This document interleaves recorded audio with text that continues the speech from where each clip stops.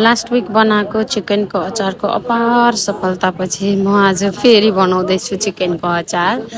अपार सफलता चाहिँ भिडियोमा होइन कि घरमा खानेहरूले चाहिँ एकदम सफल बनाइदिनु भयो। यो त 2 सिसी अचार त 1 हप्तामा त चैट सकिहाल्यो। अनि फेरि मैले बनाउन थालेको छु।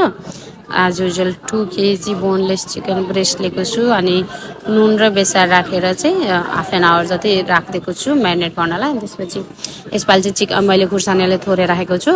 ड्राई खुर्सानीलाई एकछिन रोस्ट गरेँ। अनि त्यसपछि जिरा धनियाँ सौँफ अनि ज्वानो टिमुर अनि मरिच राखेको छु। अनि तोरी चाहिँ बिर्सेको छु, तोरी पनि पछि राखेँ। अनि त्यो चाहिँ मसला चाहिँ आफूलाई कति चाहिन्छ त्यो अनुसार हो। म हावातालमा अड्कल गर्छु। अनि लसुन र अदुवालाई चाहिँ यसरी मसिनो मसिनो लामो लामो स्लाइस गरेर काटेको छु। त्यसपछि सबै मसलाहरूलाई पिस्ने खुर्सानी लाएर मसलालाई छुट्टा छुट्टै पिसेको छु मैले, ताकि अड्कल गर्न इजी होस् भनेर। अनि तोरीको तेलमा चाहिँ मजाले चिकनलाई फ्राई गरिदिने। अनि चिकन चाहिँ यसपालि अलि सानो पिस बनाएको छु कि अस्तिको पालि अलिक ठुलो बनाएको थिएँ अनि छिटछिटै सक्यो क्या त्यही भएर। अनि फर्स्ट ब्याच 2 ब्याच गरेको छु। 2 ब्याचमा फर्स्ट ब्याच भयो, अब सेकेन्ड ब्याच पनि भुट्दैछु। अनि ग्यास त सकिहाल्यो कि यस्तै हुन्छ मलाई जहिले पनि। अनि छिटो ग्यास चेन्ज गरेर भुट्दै थिएँ। मेरो सानसानो चोरहरू आएर चोरेर खाँदैछन्। झन्डै कति भन्नु चाहिँ 250 ग्राम जति त तिनीहरूले यत्तिकै भुटेकै खाएर सकाइदिए क्या। अनि त्यसपछि त्यही तेलमा चाहिँ आज मैले भाँडा सफा गरिनँ, खासै फोहोर थिएन। अनि त्यही तेलमा लसुन अदुवालाई भुटिदिएँ एकछिन।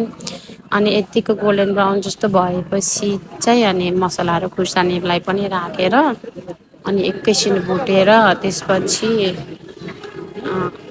चिकनलाई पनि राखेर एकछिन भुट्दिएँ। अनि त्यसमा नुन पनि राखिदिएँ सँगसँगै।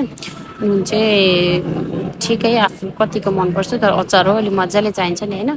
त्यसपछि यिनीहरूको नाटक हेरिदिएँ कि मैले। अनि भिनेगर राखिदिएँ। भिनेगर चाहिँ मैले ठुलो स्पुनको 2 स्पुन राखिदिएको छु।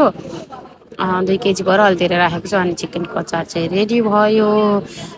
कस्तो अस्तिको पालिभन्दा झन् मिठो भएको थियो कि अस्तिको पालि चाहिँ पिरो भएको थियो, यसपालि चाहिँ पिरो पनि कम कम एकदम बेस्ट भएछ। अनि त्यसपछि मैले त्यही सिसीमा चाहिँ राखेको छु। अनि बाबुहरू टेस्ट गर्ने भनेर आउँदै थियो। अनि मैले पनि टेस्ट गर्न मन लाग्यो भनेर चाहिँ टेस्ट गर्न थालेको कि। अनि यसो हेरेको ठिक्कको अस्तिको भन्दा आज अझ अलिक कम ड्राई पनि भएछ। भिनेगर अस्ति अलिक कम भएको थियो, आज मैले अलि धेरै राखेको छु। अनि यो चाहिँ टेस्टिङ टाइम के गाइस एकदम मिठो भएको थियो। म खुसी भएँ, पिरो पनि ठिकै भयो। अनि अथु पनि आएर मामा टेस्ट गर्ने भन्यो। अनि अथुले टेस्ट गऱ्यो। अनि आफूलाई हतार भएर दादालाई उता पठाइदिएँ कि।